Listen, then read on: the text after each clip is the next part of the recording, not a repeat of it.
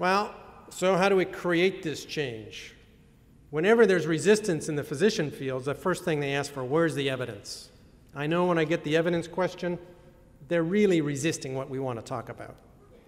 All right, so we fall back on this randomized controlled trials and the odds ratios, et cetera, et cetera. Well, then we also, I'm supposed to be up here being eloquent and smooth of tongue. And I'm giving you one of the keynote addresses, and I've already given you half of my little anecdote story, so we're getting along there. But the bottom one I like, actually. This is the real bottom one. When you're confident, that's how you make your decisions right. You've got lots of bravado about that, and you make everybody around you sweat because you don't think they've really got it figured out. So what's the unit of measure? I'm highly biased.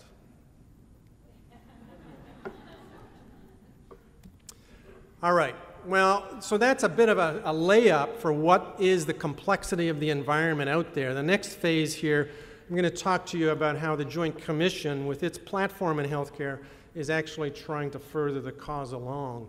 And in terms of creating change, there's several papers out there that really substantiate the importance of standards, and the way in which standards are reviewed is how you create change. Now, the Joint Commission's standards are difficult, they're complex, we continually review them, and we update them.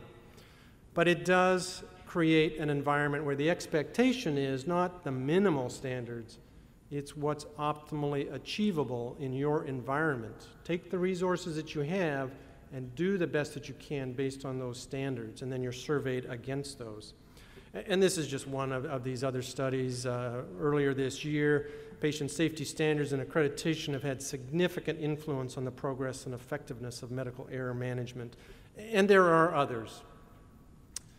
Well, the Joint Commission has strong support for effective communication. Here's some of the examples within our rights chapter of the standards. Respect the right and need for patients for effective communication. Written information is appropriate to the age, understanding, to the population served. Provide or assist the patient in the provision of interpretation, and they address the needs of those with specific concerns around vision, speech, hearing, language, and cognitive impairments, right? All types of problems that you may come across with communication. Staff competency is an important part of this as well, and this is part of the human resources chapter, and this is making sure that the staff are competent in terms of being able to provide their care. And that gets back to my point about this migrating workforce that is out there. A little bit of concern is near the bottom of this slide, however, and that is the definition of staff in the United States does not necessarily include the licensed independent practitioners who are not paid on staff, okay, the docs. Docs have their own medical staff structure. That's partly why that physician engagement piece is so complicated. They've got their own structure, all right? And we've got a lot of discussion going on about how do we get the medical staff and the rest of the organization to interface better with, and that's a big topic inside of the Joint Commission. A couple of slides on the standards, more examples. The right to have your cultural, psychosocial, spiritual, and personal values, beliefs, and preferences respected. You get your information, you're involved in the decisions, and informed consent, not the uninformed consent. Your informed consent and all of the details around that are provided. And of course, there's end-of-life decisions in there. Assessing the learning needs, addressing cultural issues, patient education, the medical records contain demographic appropriate information regarding the patient's status, and then compliance and provision of adequate resources. I'm not going to test you on these standards a little bit later on. That's for another day, another project. But the last set of slides are here really then patients, and as needed, the families are informed about the outcomes. This is especially important when there's negative outcomes that happen within the patient's treatments, okay? And then the right and the need for effective communication, again, is reemphasized. Well, an important part of what's going on as we revise our standards is continuing to push the organizations to improve their overall culture of safety within that organization. And a very important chapter that you should learn about for your own particular interactions with the hospital is the leadership chapter in the Joint Commission Standards. That goes into effect fully January 1st in 2009, and that is really detailing out how the leadership sets up the organizational atmosphere in terms of structure and processes so that better outcomes are obtained.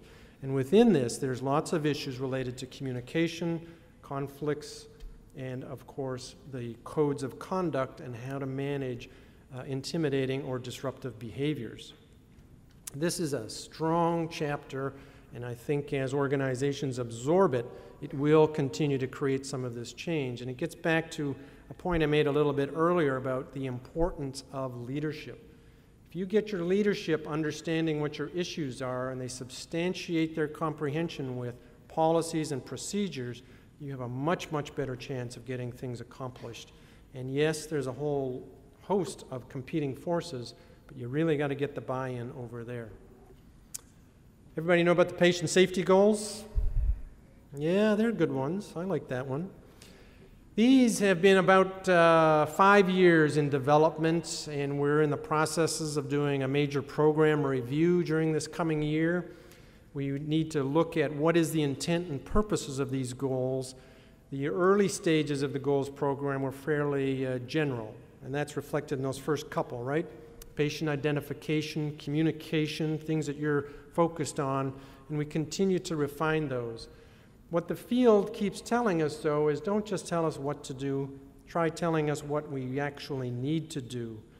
And we've got a couple of new revisions in on a few of these goals that are fairly prescriptive. And what we're feeling already is the field gets more uncomfortable the more prescriptive we get. So we're going to be re-reviewing this program critically, but for the moment, these goals are where they are. The ones in blue are the only ones that we did not provide adjustments for this coming year. So we really laid out, while I can say no new goals, we've got a lot of new requirements in there. Patient involvement in their care and treatment was re-emphasized and restated in our #1 goal there. We clarified some of the issues around the handoff communications, critically important.